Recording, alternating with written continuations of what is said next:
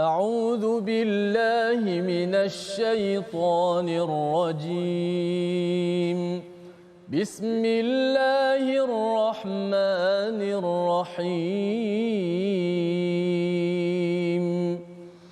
الحمد لله رب العالمين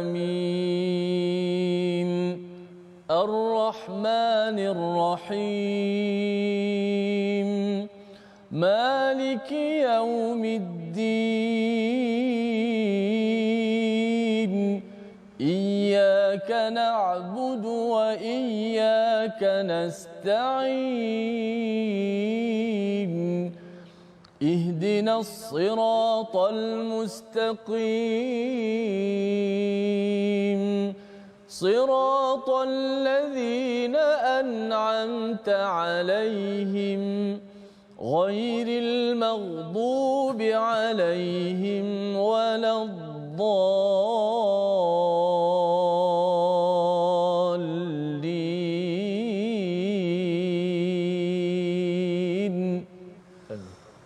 Alhamdulillahirabbil alamin wassalatu wassalamu ala asyrafil anbiya'i wal mursalin sayyidina Muhammadin wa ala alihi wa ashabihi ajma'in amma ba'd. Assalamualaikum warahmatullahi wabarakatuh. Apa khabar tuan-puan, ibu ayah, para sahabat Al-Quran, para penonton yang menyaksikan pada hari ini? Mudah-mudahan kita semua dirahmati oleh Allah dan dikurniakan kesihatan untuk kita terus mengaji, mempelajari Al-Quran dan bertadabbur dalam sesi My Quran Time kita pada hari ini. Seperti biasa, sebelum kita mulakan pengajian kita, mari sama-sama tuan-puan kita bacakan doa ringkas. Subhanaka la ilma lana illa ma 'allamtana innaka antal alimul hakim. Rabbi zidni ilma. Mudah-mudahan Allah Taala akan menambahkan lagi ilmu kita dalam pengajian kita, penerokaan kita terhadap isi kandung makna-makna Al-Quran. Baik, seperti biasa bersama dengan saya, tokoh yang tidak asing lagi, qari terkemuka, Syekhul Qari, ketua kepada seluruh qari, iaitu Ustaz Tirmizi kita. Apa khabar Ustaz? Masya-Allah. Nak terduduk saya dengar. Nak terduduk. Memang dah duduk. Satu saya. Alhamdulillah saya. Sengaja saya puji Ustaz Tirmizi, kod-kod kalau Ustaz Tirmizi nak belanja saya ke. Baru nak sebut tadi. Baik, itu kita hari ini bersama insya-Allah saya dengan Ustaz Tirmizi kita, qari kita yang akan berkongsi tentang ilmu-ilmu tajwid dan juga akan membacakan ayat-ayat Al-Quran yang mana kita pelajari pada hari ini, kesinambungan ataupun sambungan daripada kisah tentang Bani Nadir daripada suratul Hasyr, iaitu hari ini kita akan membaca dan meneroka pada halaman 546 daripada ayat yang keempat hingga ayat yang ke-9. Dan sebelum kita memulakan pengajian kita, seperti biasa, mari sama-sama kita perhatikan dahulu, kita teliti tentang sinopsis. Apakah pengajian yang akan kita lalui pada hari ini? Apakah sinopsisnya? Yang pertamanya daripada ayat yang keempat hingga ayat yang kelima, kita akan membincangkan tentang Bani Nadir yang ditimpa azab dan peristiwa penebangan pohon kurma semasa perang Bani Nadir tersebut. Manakala ayat yang ke-6 hingga ayat yang ke-8, kita akan membincangkan tentang harta fai. Apa itu harta fai dan golongan yang berhak menerimanya. Manakala ayat yang ke-9 pula kita akan membincangkan tentang penjelasan mengenai keutamaan orang Muhajirin dan orang Ansar. Jadi di sini kalau kita perhatikan kepada sinopsis yang kita bincangkan, yang telah kita persembahkan kepada tuan-puan, ada 3 part utama yang akan kita bincangkan hari ini. Yang pertama tentang azab yang dikenakan oleh Allah Ta'ala kepada Bani Nadir. Yang kedua tentang harta fai. Harta fai ini nanti kita bincangkan. Dan yang ketiganya tentang kelebihan golongan Muhajirin dan Ansar yang diceritakan di dalam surah Al-Hasyr ini. Baik, sebelum kita memulakan pengajian kita, seperti biasa kita sama-sama kita baca ayat Al-Quran. Ini bukan kita nak dengar sahaja daripada Syekhul Qari kita, bukan kita nak dengar aja, tapi kita sama-sama baca. Kalau tuan-puan ada mushaf kat rumah, sama-sama kita baca daripada ayat yang keempat hingga ayat yang ke-8. Agak panjang sikit, boleh Ustaz setir ya? Boleh. InsyaAllah, insyaAllah. Boleh. Terima kasih Doktor di atas pencerahan awal, sinopsisnya dan gambaran daripada surah Al-Hasyr ini, muka surat 546. Jom sebagaimana saranan daripada Dr. Sanusi tadi, sama-sama kita baca daripada ayat keempat sehingga ayat ke-8 terlebih dahulu. Mudah-mudahan Allah Subhanahu Wa Taala permudahkan segala urusan kita pada hari ini insya-Allah. Jom kita mulakan dengan bayati ayat 4 hingga ayat yang ke-8. A'udzu billahi minasy syaithanir rajim. ذلك بأنهم شاقوا الله ورسوله ومن يشاق الله فإن الله شديد العقاب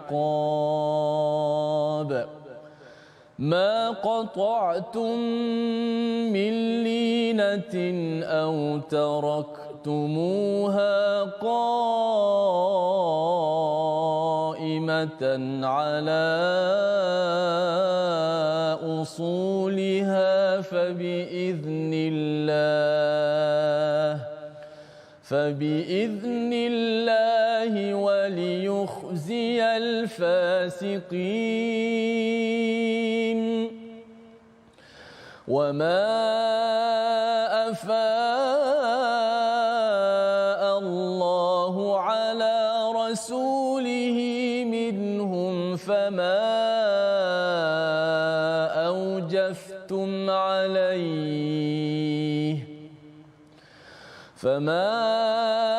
أوجفتم عليه من خيل ولا ركاب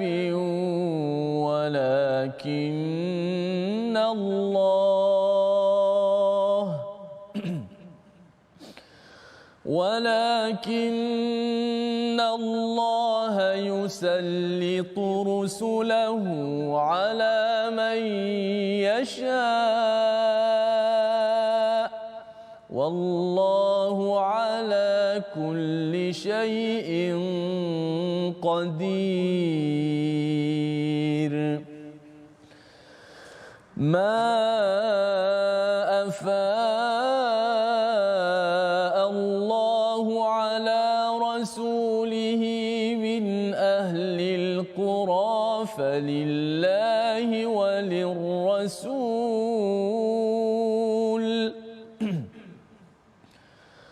فلله وللرسول ولذي القربى واليتامى والمساكين وابن السبيل كي لا يكون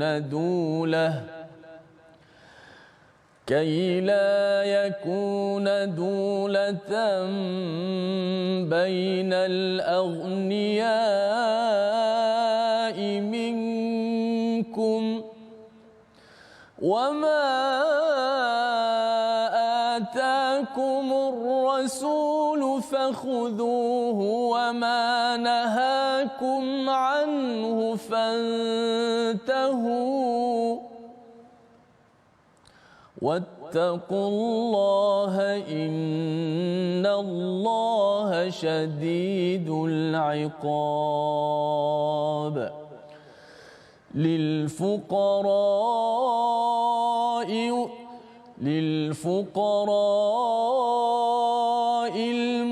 المهاجرين الذين أخرجوا من ديارهم وأموالهم يبتغون فضلا من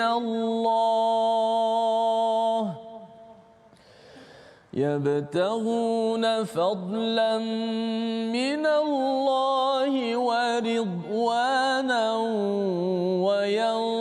وينصرون الله ورسوله أولئك هم الصادقون. صدق الله. Sadaqallahul Azim. Dan pada ayat yang keempat Allah Ta'ala berfirman, mereka ditimpakan azab yang sedemikian kerana mereka menentang perintah Allah dan Rasulnya. Dan ingatlah, sesiapa yang menentang perintah Allah, maka sesungguhnya Allah amatlah berat azabnya.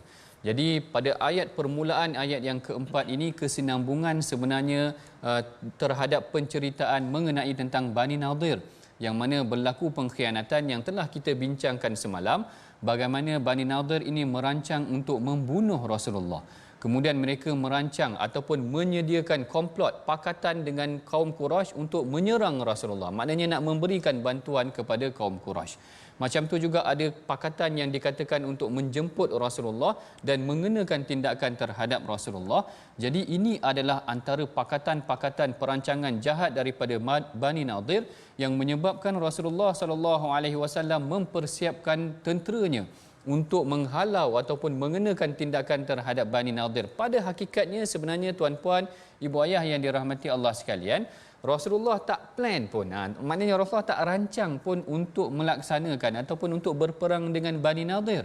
Kerana baginda, siapa yang telusuri sirah baginda, kita akan ketahui bahawa peperangan Bani Nadir ini berlaku setelah berlakunya peristiwa Bi'ru Ma'unah.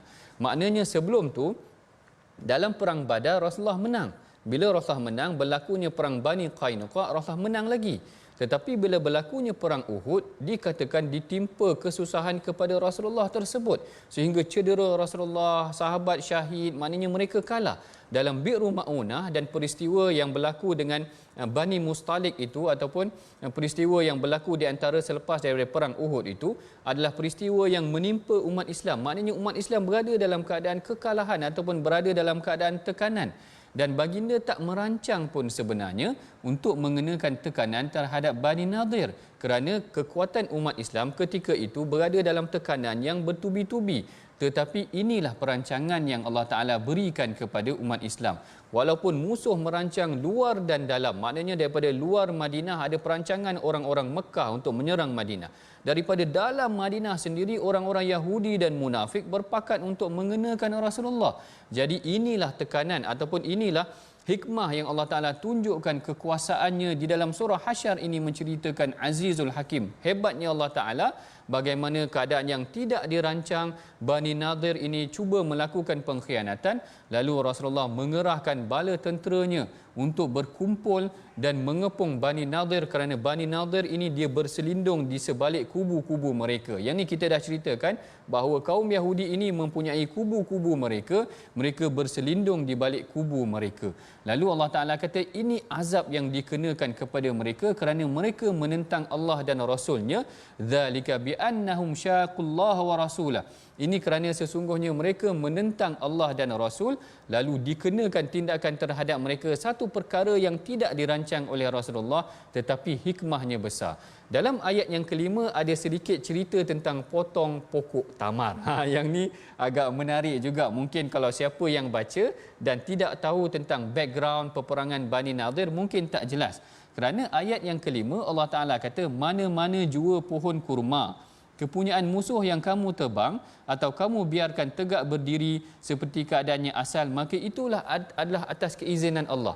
Apa pula kaitannya tadi Bani Nadir tiba-tiba ayat yang kelima ni cerita tentang pokok tamar tu kena potong dan sebagainya? Rupanya ini berkaitan tentang kisah Bani Nadir itu sendiri. Kerana bila Rasulullah menyerang mereka, Rasulullah mengepung perkampungan Bani Nadir yang ada kubu-kubu ni, mereka menyorok dalam kubu mereka. Bila mereka menyorok dalam kubu mereka, menurut riwayat Abdullah bin Abbas, Rasulullah nak suruh mereka keluar juga, Rasulullah tebang pohon-pohon tamar mereka. Maknanya dia orang ada kubu dan di luar kubu dia orang tu ada kebun-kebun dia orang. Jadi Rasulullah nak tarik dia orang keluar, Rasulullah potong semua pokok-pokok tamar milik mereka. Maknanya kaum Yahudi ni dia mempunyai aset yang banyak. Seakan-akannya dia mempunyai ladang-ladang di sekeliling kubu-kubu mereka. Bukan sahaja mereka mempunyai penempatan yang terancang, ada kubu, ada rumah-rumah yang tersusun, bahkan mereka juga mempunyai aset-aset daripada kebun-kebun. Lalu disebabkan untuk memaksa mereka tunduk kepada Allah dan Rasul atas pengkhianatan mereka, maka Rasulullah mengarahkan para sahabat untuk potong pokok-pokok tamar mereka itu, hapuskan aset mereka, cairkan aset mereka, lemahkan punca kuasa ataupun kekuatan ekonomi mereka sehingga mereka jadi marah. Sehingga mereka jadi marah.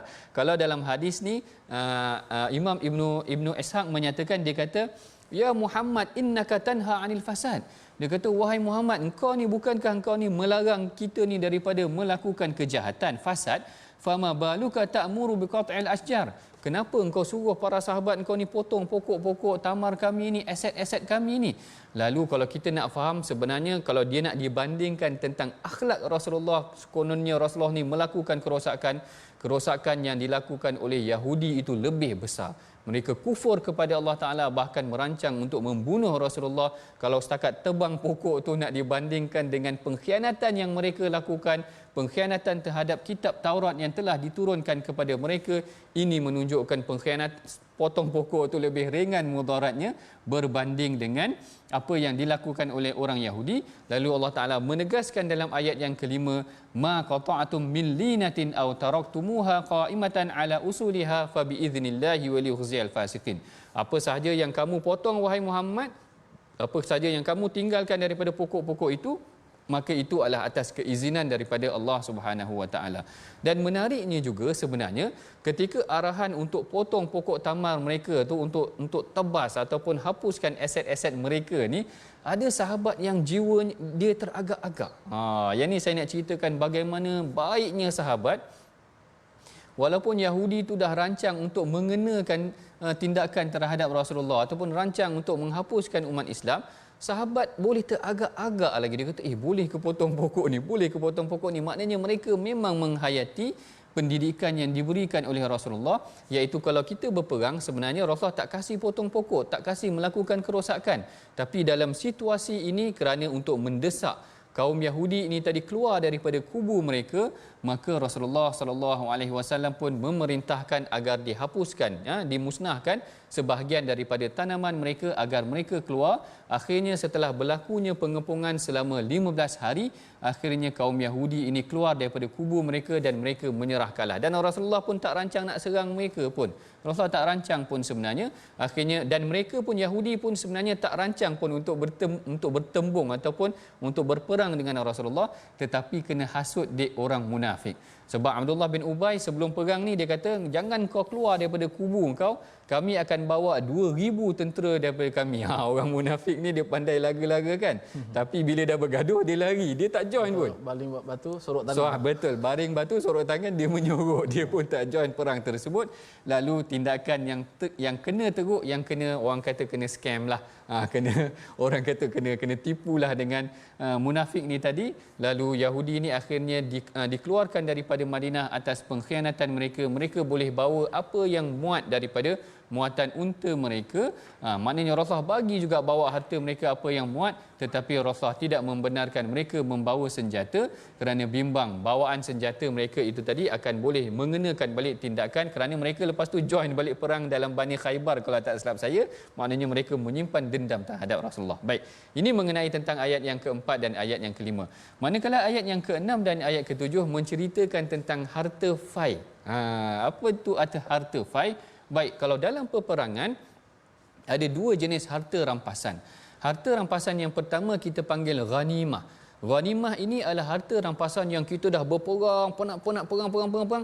Akhirnya musuh kalah, kita pun ambil harta-harta mereka. Itu adalah harta yang kita dapati daripada peperangan tersebut. Maknanya kita telah menggunakan segala penat lelah kita untuk mendapatkan harta tersebut. Manakala harta fai pula, seperti mana yang disebutkan oleh Syekh Tantawi, iaitu harta yang diperolehi daripada peperangan yang tidak berlaku pertembungan. Maknanya nak berlaku perang tapi tak berlaku pertembungan, musuh lari, harta tersebut dinamakan harta fai. Dan pembahagian harta ghanimah dengan fai ni berbeza. Yang ni tuan-puan kena faham.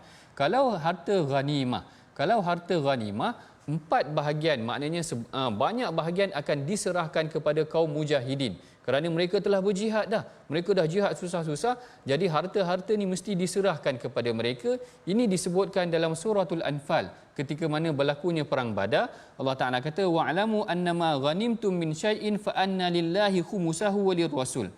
iaitu harta yang kamu dapat daripada ghanimah 1/5 sahaja yang diberikan kepada Allah dan Rasul, walidhil qurba wal yatama wal masakin wa ibnis sabil. Maknanya 1/5 bagi kepada 5 golongan ini.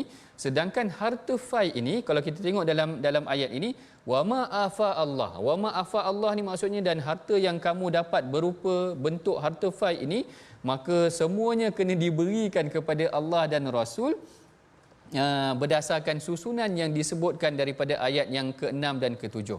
Jadi di sini kita faham harta ghanimah yang diambil daripada penat kita berperang, harta fai diambil daripada harta yang tidak berlakunya pertembungan. Jadi ini adalah pengajaran ringkas mengenai tentang harta fai. Kita akan perincikan sedikit kalau ada masa selepas daripada ini.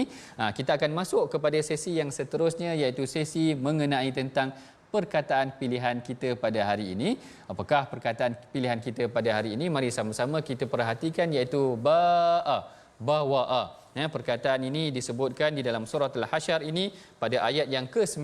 Walladzina tabawwa'ud dar, iaitu yang maksudnya menempati ataupun menduduki kembali, yang disebutkan sebanyak 17 kali di dalam Al-Quran. Bawa'a ataupun walladzina tabawwa'ud dar wal iman, iaitu orang-orang yang telah menempati Madinah dengan keimanan mereka. Yang ni sebenarnya ayat ke-9 ni nak menceritakan tentang dua golongan yang hebat, iaitu golongan Muhajirin dan golongan Ansar. Jadi dekat sini pada sesi yang pertama daripada ayat ke-4 hingga ayat ke-7, kita telah membincangkan tentang dua perkara penting. Yang pertama, bagaimana Allah Ta'ala mengenakan azab kepada kaum Bani Nadir itu tadi. Manakala yang keduanya adalah perbincangan mengenai tentang harta fai. Harta fai tidak sama dengan harta ghanimah. Harta ghanimah itu adalah harta yang diperolehi daripada peperangan pertempuran itu, sedangkan harta fai tidak diperolehi melalui pertempuran. Jadi kita rehat dahulu seketika tuan-puan, jangan ke mana-mana. Kita akan bertemu lagi selepas daripada ini.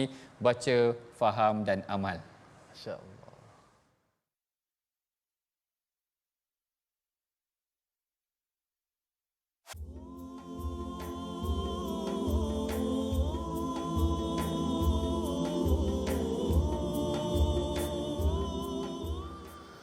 ربنا تقبل منا إنك أنت السميع العليم.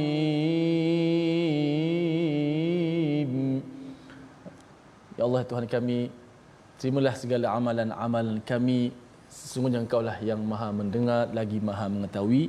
Terima kasih pada semua penonton-penonton, sahabat-sahabat yang pencinta Al-Quran, yang sentiasa setia dalam My Quran Time baca, faham, amal. Maka alhamdulillah kita baru saja lepas menyambut hari raya Aidil Adha dan hari-hari besar, hari-hari tasyrik. Kita melakukan ibadat korban dan juga para jemaah haji kita yang berada di Mekah pada ketika ini.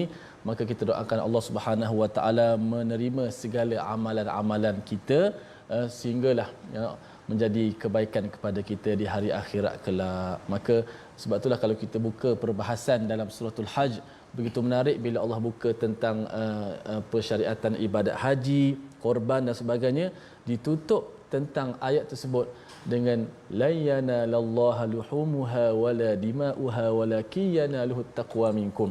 Tidaklah sampai kepada Allah daging ataupun darah, hadiah, tetapi yang sampai kepada Allah amalan yang benar-benar ikhlas berdasarkan takwa. Dan Allah tutup ayat tersebut wa basyiril muhsinin, dan berilah khabar gembira bagi orang-orang yang muhsinin, sentiasa berusaha memperbaiki amalan dia dan mencapai martabat ihsan, martabat yang tinggi dalam setiap ibadat yang kita lakukan. Mudah-mudahan Allah Ta'ala berikan kepada kita kebaikan tersebut, insya-Allah. Terima kasih kepada sahabat-sahabat semua. Sebelum kita nak meneruskan lagi, kali ini nampak relax sikit doktor, pasal tadi dah baca sampai ayat ke-8. Tinggal satu ayat lagi. Tak apa, saya boleh panjangkan sikitlah. Insya-Allah. Baik, kita ngaji sikit tajwid. Sebelum kita nak meneruskan lagi, kita lihat slide kita.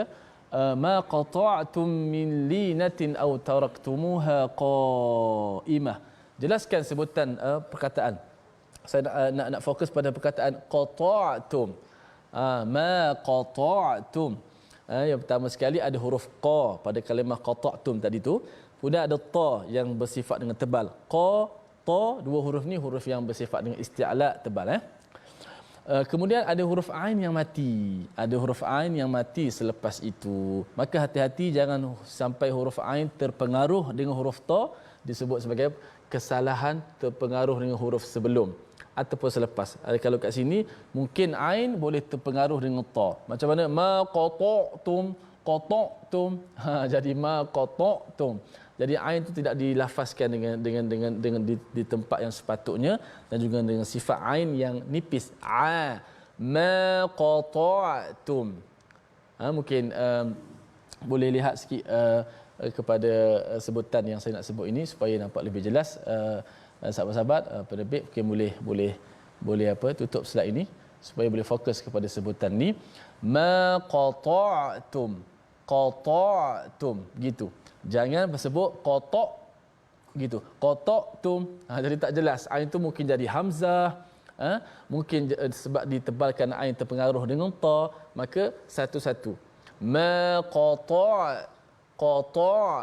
ma qata'tum.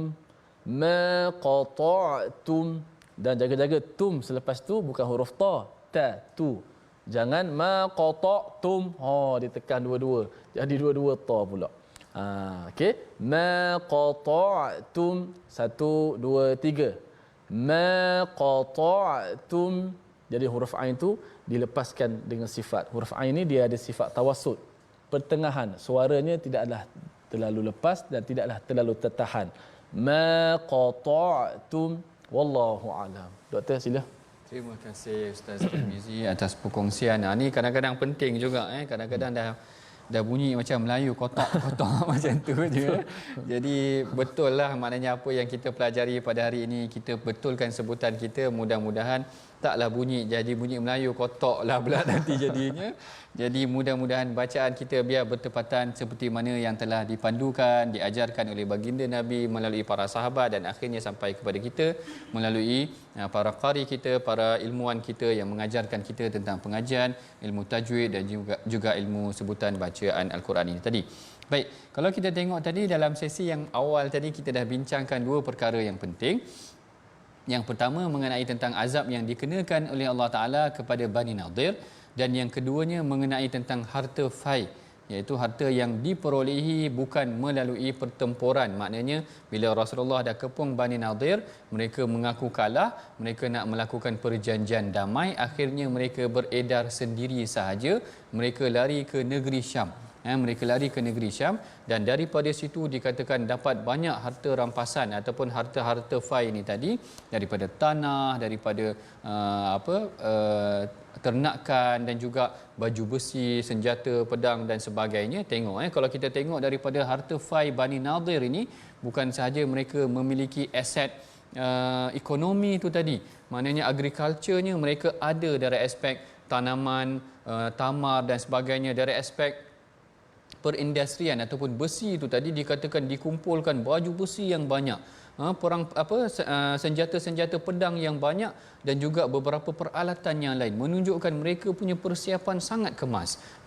Di sinilah menunjukkan bagaimana sebenarnya ada monopoli ataupun ada penguasaan yang boleh juga kita pelajari daripada sikap Yahudi ini membangunkan bangsa mereka dengan segala kelengkapan yang ada daripada mereka. Macam kalau tengok tadi daripada kubu mereka tu ada tamar dan sebagainya, macam mereka menghasilkan tanaman mereka sendiri. Ada food security dia, maknanya dia menyediakan tanaman buat negara ataupun bangsa mereka, kaum mereka. Kita mungkin boleh belajar juga daripada Bani Nadir ini tadi. Lalu Allah Ta'ala memerintahkan agar harta fai ini diberikan. Ma'afa Allahu ala rasulihi min ahlil qura falillahi walir rasul walidhil qurba wal yatama wal masakin wabnis sabil. Iaitu Allah Ta'ala bagikan kepada 5 golongan yang perlu diberikan harta fai ini, iaitu kepada Allah dan Rasul, daripada ahli keluarganya, lidhil qurba wal yatama, daripada anak yatim, wal masakin, daripada orang-orang miskin, dan wabnis sabil, dan orang dalam perjalanan. Jadi ada 5 golongan ni tadi.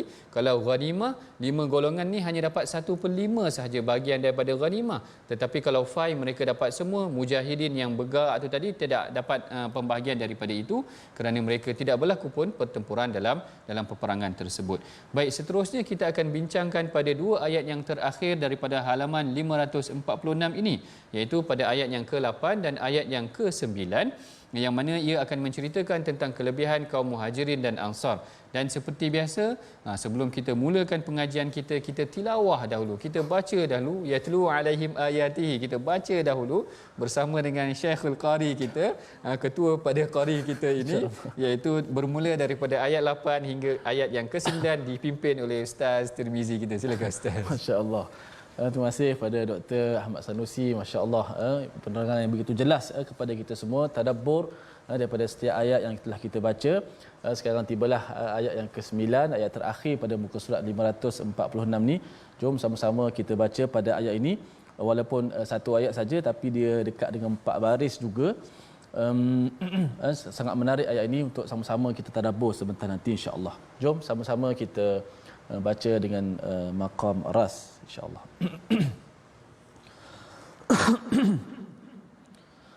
أعوذ بالله من الشيطان الرجيم بسم الله الرحمن الرحيم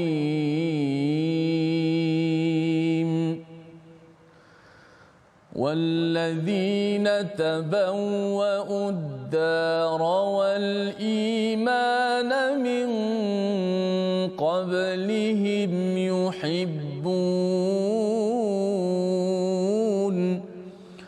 يحبون من هاجر إليهم ولا يجدون في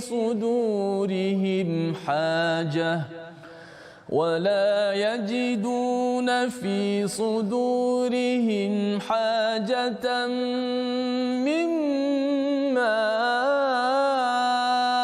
أوتوا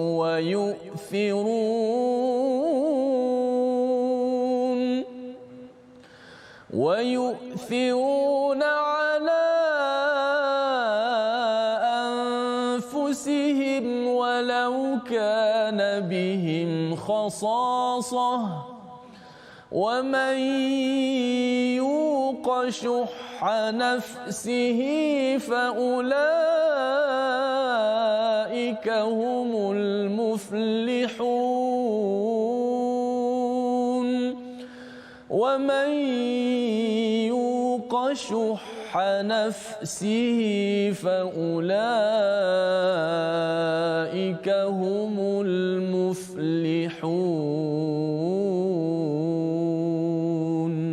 Sadaqallahul azim. Sadaqallahul azim. Dan Allah Ta'ala berfirman pada ayat yang ke-8, pemberian itu hendaklah diperuntukkan kepada orang-orang yang miskin yang berhijrah keluar akibat diusir dari kampung halaman mereka dan harta bendanya kerana berpegang teguh kepada ajaran Islam untuk mencari keredaan Allah serta menolong agama Allah dan Rasulnya.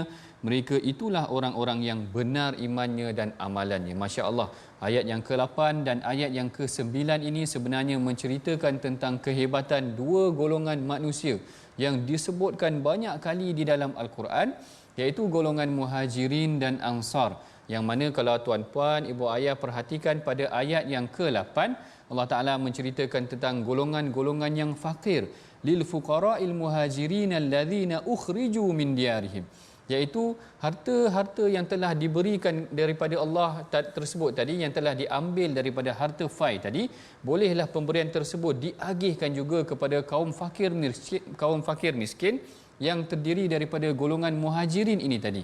Dan kalau tuan-puan baca tentang sejarah golongan Muhajirin ini, bukan semua dalam kalangan mereka yang senang. Bahkan mereka datang sehelai sepinggang. Maknanya tidak mempunyai apa-apa, kerana kalau kita ikutkan sejarah perjalanan mereka, sekalipun mereka adalah golongan yang mungkin mewah ketika mana berada di Mekah, tetapi apabila sampai di Madinah, mereka berada dalam keadaan yang sangat menyedihkan kerana tidak mempunyai harta. Siapa contoh-contoh mereka ini, golongan Muhajirin? Antaranya kalau kita boleh tengok seperti mana yang selalu saya ceritakan mengenai tentang Saidina Mus'ab bin Umair.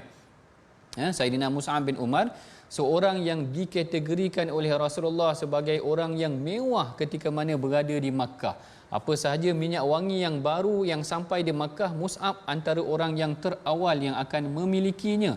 Bahkan dia adalah berasal daripada keluarga yang mewah. Tetapi apabila sampai di Madinah, Rasulullah pernah duduk dalam satu masjid dan melihat Mus'ab memakai pakaian yang bertampal. Allahu Akbar, sehingga Rasulullah merasa terasa hatinya rasa terusik melihat kepada Mus'ab tadi yang berada, maknanya pakaian dia bertampal, maknanya Rasulullah ni merasakan ini adalah lelaki yang telah mengorbankan di Madinah dah. Di Madinah masa itu Mekah sendiri. dulu bukan orang kaya. Masya-Allah, waktu kat Mekah ni kira orang kata influencer, maknanya orang yang berpakaian yang cantik-cantik macam itulah. Tetapi di Madinah tidak mempunyai pakaian yang cukup buat diri dia. Bahkan kalau Ustaz Tirmizi selalu dengar yang ketika mana dia meninggal, kain kafan dia tak cukup. Allahu Akbar. Tuan-puan bayangkan, maknanya tutup kaki nampak kepala, tutup kepala nampak kaki, sehingga Rasulullah menangis. Ini golongan muhajirin yang disebutkan oleh Allah Ta'ala dalam Quran, lil fuqara'il muhajirin alladhina ukhriju. Mereka yang telah dikeluarkan daripada negeri mereka dengan harta-harta mereka ditinggalkan. Contoh pertama kita tengok tadi daripada Mus'ab bin Umair, seorang sahabat yang dijadikan oleh Rasulullah sebagai duta untuk mendidik Al-Quran kepada penduduk Madinah, walaupun beliau mempunyai kedudukan yang hebat ketika mana berada di Mekah. Bila sampai di Madinah, beliau mempunyai, maknanya tidak mempunyai harta yang cukup seperti mana berada di Mekah dahulu. Dan kalau kita tengok juga macam Ummu Salamah, Sayyidatina Ummu Salamah, kisah hijrah dia sangat sadis. Saya kira kisah hijrah dia sangat sadis kerana Ummu Salamah dengan Abu Salamah ini adalah daripada keluarga yang hebat, iaitu daripada Bani Makhzum. Bani Makhzum ni tuan-puan adalah Bani Abu Jahal, maknanya keluarga yang mempunyai kedudukan. Abu Jahal ni mempunyai kedudukan, dia dipanggil sebagai Abul Hakam, orang yang bijaksana di sisi kaum dia. Tetapi bila mana Ummu Salamah ni dia nak berhijrah, dia berhijrah 3 orang, iaitu dia berhijrah dengan dia, Ummu Salamah, suaminya Abu Salamah dan anaknya Salamah. 3 orang berhijrah sekali. Apabila mereka nak keluar daripada Makkah, keluarga kepada Ummu Salamah datang berjumpa dengan Abu Salamah, suami dia. Dia kata, macam mana kau nak keluarkan anak kami ni daripada kawasan yang telah kita duduki ni sebagainya. Lalu dirampasnya Ummu Salamah, dan Salamah ni tadi tinggallah suaminya sahaja, Abu Salamah, berhijrah seorang diri ke Makkah. Berjalan kaki sejauh 500 lebih kilometer tuan-puan untuk berhijrah, berjumpa ataupun atas arahan Rasulullah sallallahu alaihi wasallam. Kemudian yang lebih sadis lagi, apabila Ummu Salamah duduk dengan anaknya, datang pula keluarga suaminya di Makkah, ambil pula anak dia. Dia kata, mana boleh anak ni duduk dengan kau, suami dia dah keluar ke Madinah tu tadi. Lalu diambil pula anaknya. Jadi Ummu Salamah ni terpisah 3. Suaminya pergi ke Makkah, anaknya diambil oleh keluarga suaminya, dan dia keseorangan sendiri. Masya Allah, ini pengorbanan yang dilakukan oleh para sahabat nak berhijrah sehingga dipecah-pecahkan keluarga mereka. Sehinggalah Ummu Salamah ini, apabila keluarga Abu Salamah rasa kesian, dia pulangkan balik anak Ummu Salamah ni, dan akhirnya Ummu Salamah berjalan yang kita sebutkan tadi sejauh hampir 500 ataupun 500 lebih kilometer bersama ditemani dengan Uthman bin Talhah, kalau tak silap saya, berjalan menuju untuk bertemu dengan Rasulullah dan hidup di Madinah itu tadi, melangsungkan kehidupan mereka di Madinah tersebut. Bayangkan maknanya kesukaran yang dihadapi oleh para sahabat. Begitu juga dengan Suhaib Ar-Rumi. Suhaib Ar-Rumi, Sayyidina Suhaib Ar-Rumi ni sama juga. Ketika mana beliau ni sampai di Makkah, beliau tidak mempunyai harta, tetapi beliau berniaga, kehebatan beliau berniaga, akhirnya beliau menjadi kaya ataupun mempunyai harta. Dan bila mana nak keluar daripada Makkah, orang Makkah tahan. Orang Makkah buat macam buat tol lah, buat tol. Dia kata, mana boleh, dulu kau datang ke Makkah ni dulu tak ada harta apa sangat. Sekarang ni kau nak keluar Mekah, kau nak bawa harta kau, tinggalkan semua harta kau. Boleh pula dia buat macam tu, Ustaz. Dia boleh tahan pula di situ harta-harta yang dimiliki oleh para sahabat sedemikian. Ini kesukaran yang mereka hadapi. Mereka datang ke Madinah dengan tidak membawa sebarang harta. Jadi tuan-puan, kita boleh fahamlah bagaimana kesukaran yang dilalui oleh mereka tidak mempunyai harta. Bayangkan macam kita, kalau kita ni seolah-olahnya seperti melarikan diri daripada satu negeri ke satu negeri dengan tidak membawa sebarang bekalan. Macam mana kita nak survive? Kita terpaksa hidup susah. Mula-mula mungkin kita terpaksa minta bantuan orang dahulu dan sebagainya, macam mana yang diberikan oleh para sahabat Ansar. Yang inilah yang dilalui oleh Rasulullah dan juga para sahabat dan golongan Muhajirin. Yang ni ayat yang ke-8 menceritakan tentang kehebatan golongan Muhajirin. Allah Taala kata lil fuqara'il muhajirin alladzina ukhriju. Sifat pertama mereka ni dihalau keluar daripada negeri mereka dan ditinggalkan harta-harta mereka, tetapi kelebihan mereka adalah yabtaghuna fadlan minallahi wa ridwana. Mereka mencari kemuliaan, kurniaan daripada Allah Taala dan juga keridaan Allah. Dua perkara penting dalam kehidupan kita yang perlu kita cari. Yang pertama adalah fadlan, kemuliaan yang Allah Taala akan kurniakan kepada kita. Kita selalu minta kekurniaan daripada Allah. Dan yang keduanya ridwana, iaitu keridaan Allah Taala. Ini yang dua perkara yang paling penting yang kita belajar daripada sifat kaum Muhajirin. Mereka mengejar kemuliaan daripada Allah Taala dan mengejar keridaan daripada Allah Taala, dan sifat mereka ini adalah wayansurunallaha wa rasulah. Dalam keadaan tidak mempunyai harta, mereka berusaha untuk membantu Allah dan Rasulnya. Ulaika humus sadiqun. Mereka disifatkan sebagai orang yang benar. Ini golongan yang pertama yang dipuji oleh Allah Taala di dalam Al-Quran kerana mencari keridaan Allah, iaitu kaum Muhajirin.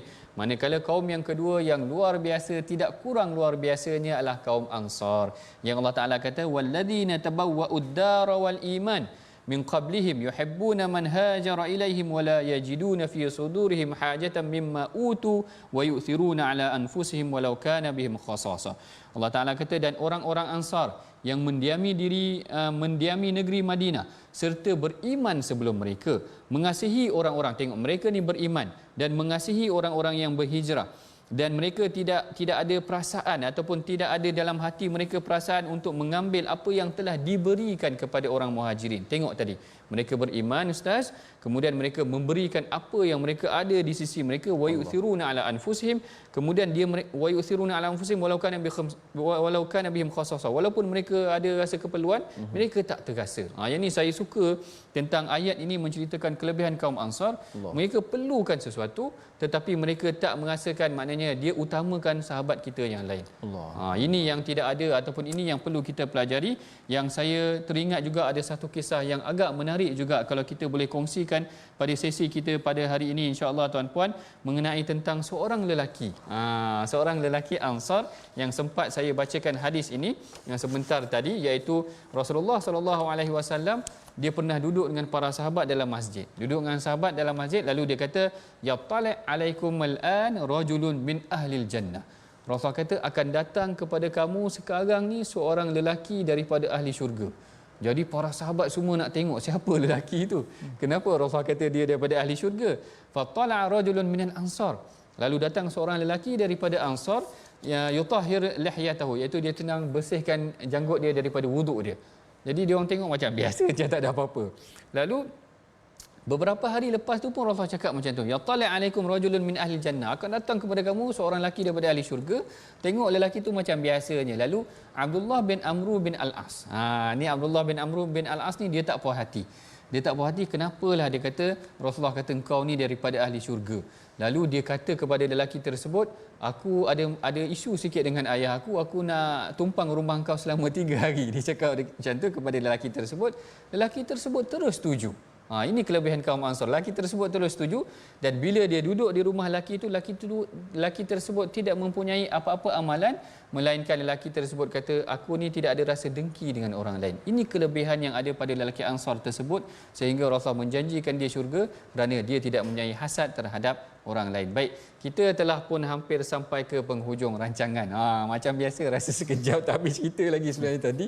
Tapi tak apa, kita potong dahulu kat sini.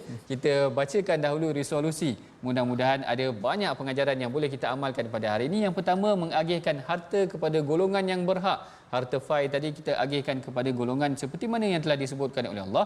Yang keduanya, tetap berjuang menegakkan agama Allah walau apa status kita. Ayat ke-8 tentang golongan yang fakir Muhajirin tadi. Dan yang ketiganya, saling berkasih sayang dan membantu orang yang memerlukan bantuan seperti mana yang dilakukan oleh kaum Ansar. Kita tengok kaum Ansar itu tadi, Rasulullah puji mereka kerana mereka boleh bagi harta mereka tanpa ada rasa hasad ataupun tanpa ada rasa berkeinginan terhadap harta mereka kembali. Inilah sifat mereka, sifat ithar.